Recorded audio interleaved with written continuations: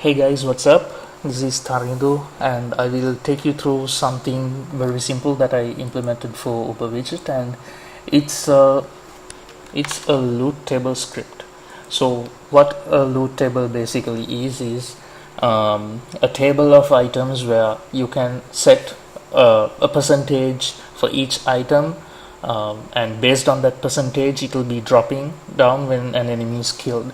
So without further ado, let me show you how you can add this loot table onto an enemy object and how it works. Before we do anything, we first need to set up a simple attribute on the item minimums, and it is the weighted drop rate. So unless you set the weighted drop rate, you won't be able to drop that item using the loot table. That's how it's coded. So we'll go to an enemy prefab. So my enemy prefabs are coded right into my spawner. So this is the enemy prefab, and to this I will add the loot table script, and you can see that it has a couple of parameters. One is the lootable item list data. So this is the item list data that's used to drop lootable objects. You can specify the number of items to drop, so I will make that 2. Note that you can't drop the same item twice. So let's say if I have a health potion and I drop it, I won't be dropping another health potion. I will always be dropping something else. That's how I have written it. And you also need to set this drop object. So in my case, I have a drop object named loot. Let's take a deeper look at this loot object. It's nothing other than an item collection and a mesh object. So I think you might be familiar with this already. So if you drop something when you're dead, this object will be what's appearing on the scene, and this collectible is enclosed in a game object that has a v-item collection script. So you can display whatever message you want here. You can automatically collect the loot or whatever. So this is based on the item collection script that we already have. Okay, let's go back to our enemy prefab. Right, and you can see that you can, like you do in the normal item manager, you can just select which items you're going to be able to drop as loots. So I'll be dropping 2 items, and one would be a consumable, the other would be a melee weapon. So I should be able to select out of both these filters. Let's drop, what should we drop?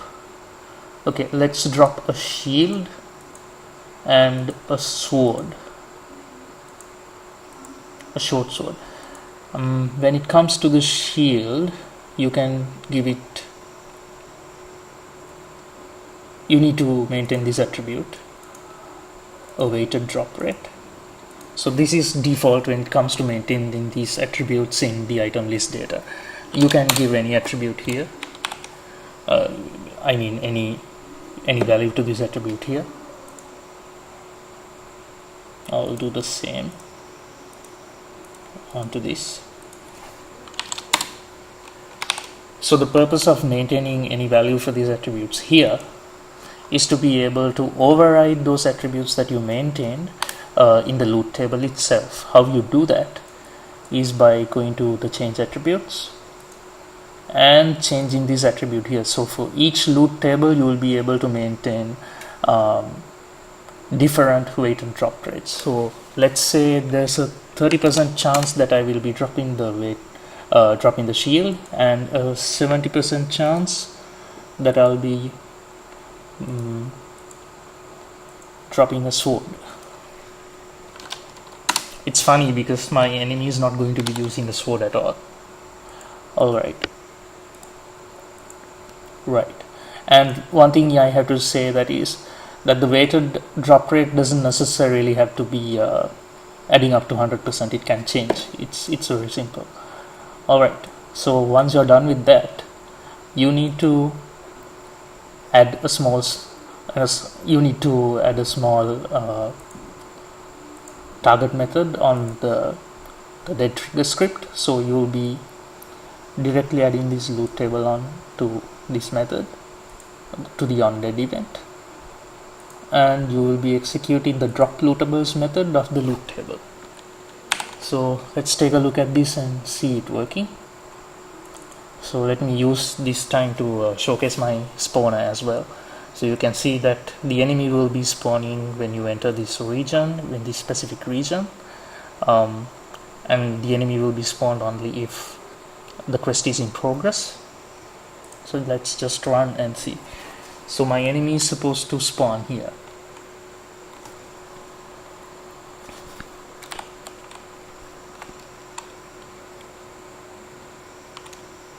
You can see that there's no enemy here, right? And that's because we will be spawning this enemy only if the quest is in progress and only if I enter this region.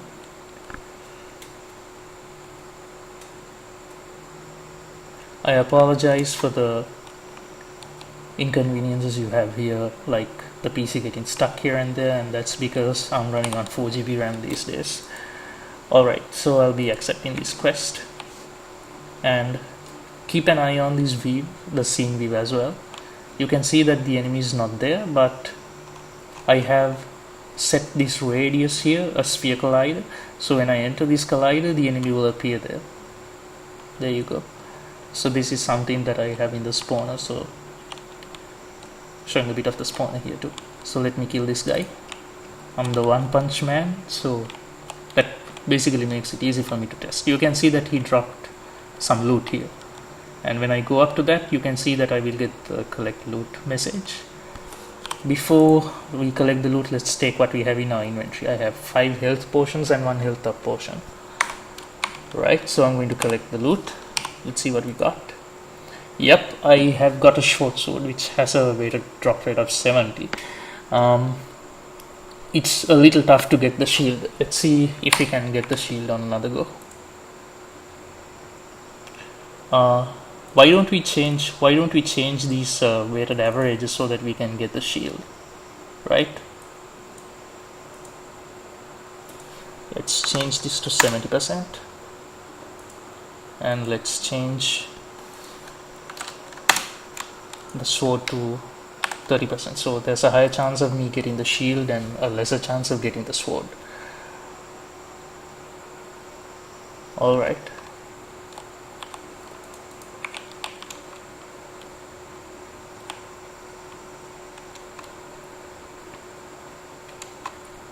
So let's kill this guy once again. Yep, he's dead. And I collected the loot, and you can see that I have got the shield.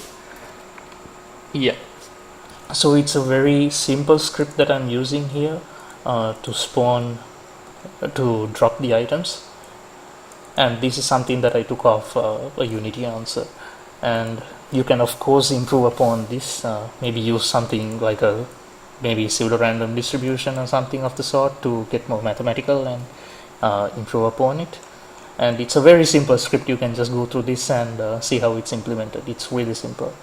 I would encourage you guys to take a look at this script, and based on this you'll be able to do a lot more things, and